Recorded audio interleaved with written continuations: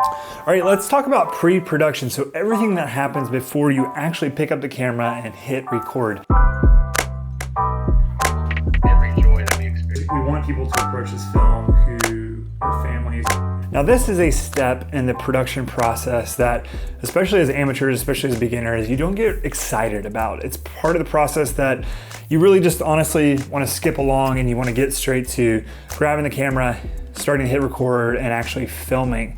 But the reality is if you just jump straight to doing this and you skip pre-production, you're not going to be as happy with your films. And that's the reality is if you don't take the time to think about what are the scenes, who are the characters, how are you going to be filming, what kind of shots do you need, what is the story, what's the beginning, middle, and end, all of these things that come up in pre-production. If you haven't considered those things, then when you get on set, you're probably not going to get everything that you need, and then all of the shots that you do get are probably just not going to connect very well. And when you get back to put that together into an edit, you're not going to be happy. You're going to be upset with yourself that you didn't think through it. So that is the importance of pre-production. I mean, there's a lot of things that are important in pre-production, but that is the main thing, is to make sure that we're planning out, mapping out our production so that when we actually show up on set or show up on location, we know what we're going for. We know the shots that we need to get in the bag. And then once we get those in the bag, what other shots we can be creative with to mix in there as well. So I have two ways to do pre-production, and honestly, these ways can both be simple.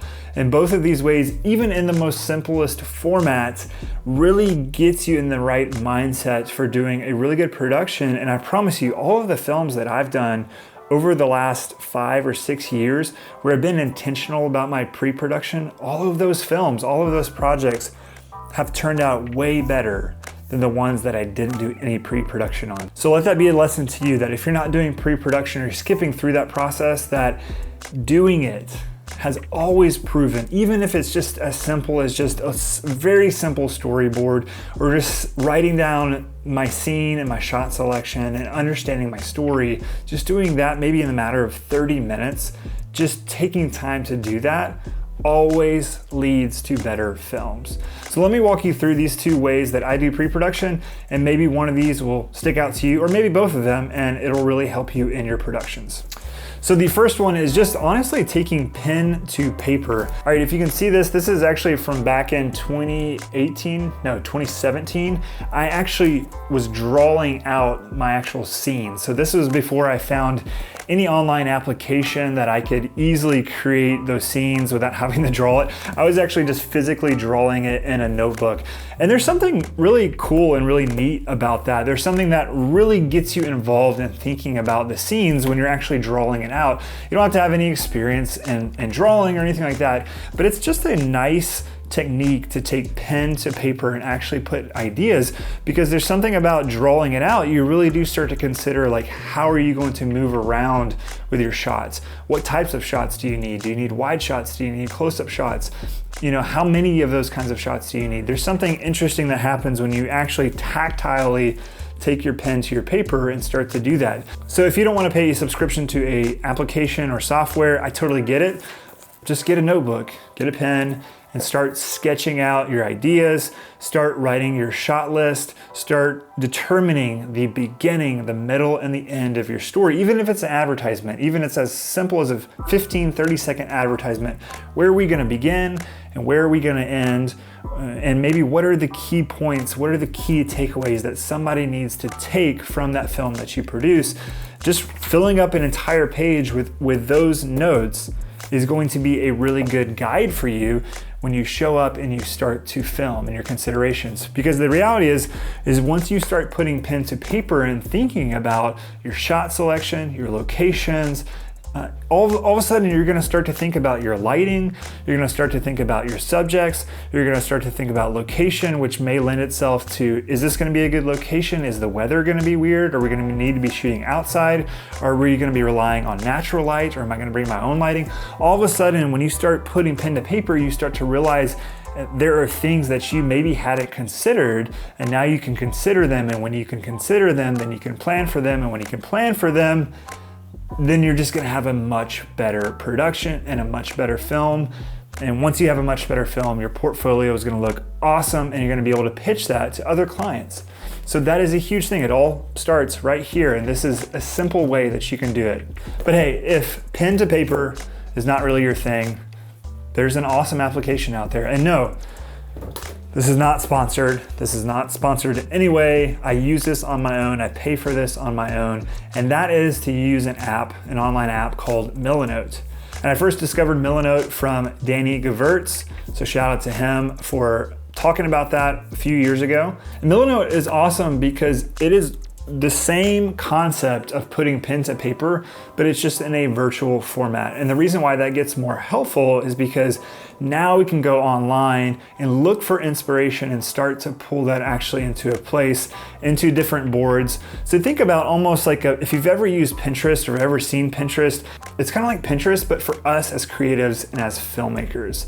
And so what's really neat is we can start to pull these different things from around the web, from different inspiration, screenshots, YouTube videos, Vimeo videos, music. We can start to bring all of those things together and start to build out a plan, a pre-production plan for what our film needs to look like. And the reason why I like Milanote for that is if you ever try to put all those assets together into just like a Word doc or into some other format, it just kind of gets weird. It kind of gets cumbersome. It just doesn't work very well. And that's when I discovered Milanote, and Danny was talking about it and I actually tried it out for myself. That I was like, wow, there is a lot of power here. There's a lot that you can customize. There's a lot that just integrates and is really simple. And that's the thing about pre-production is that we don't want a lot of friction. We don't want a lot of roadblocks in pre-production. Again, it's one of those things that like it's a necessary thing to do, but sometimes it just feels like a lot of work. And so Milanote really does make it easy by things just automatically embedding. Like when you bring a YouTube video in, it automatically just embeds. And when you bring an audio file in, it automatically just embeds as an audio player. And so you can listen to that. And that's really cool is you can start to bring audio in. And we all know that when we listen to audio, it starts to evoke certain thoughts, certain considerations. We start to maybe see some scenes in our head. We start to see things play out. So it's cool to bring that music in as you're inspired by that, as you're going through whatever platform, whether it's like Epidemic Sound or MusicBed or Artlist, as you're going through and you're listening to things, you can actually download that, put that in Milanote and save that for later. You can go back and listen to that. You can start assembling your shot list. You can start assembling your call sheets. You can just put together a mood board if that really helps you. Just capture a lot of screenshots of different things that inspire you, put that in a mood board, and that can help you dictate how you're going to light, how you're going to arrange your subjects, what kind of shots you want to get. And again, this is all just to help us take everything that's in our head and in our client's head and put it in a place that is actually organized and that we can actually see as like a blueprint for our film, but then we can also share that with our clients. And that's a crucial part of this as well, is that we need to be sharing this with our clients, because if we don't share this with our clients and we arrive on set and we just start going about it, there may be things that our clients wanted to consider, things that our client may push back on or may have ideas about. And so that's the cool thing, is when we actually spend the time on pre-production and can show that to the client, we can have a dialogue. And then when we actually get to filming, they're not going to have as many things that they are wanting us to do differently. There's not going to be as many revisions, and the process is just going to go much smoother. Trust me.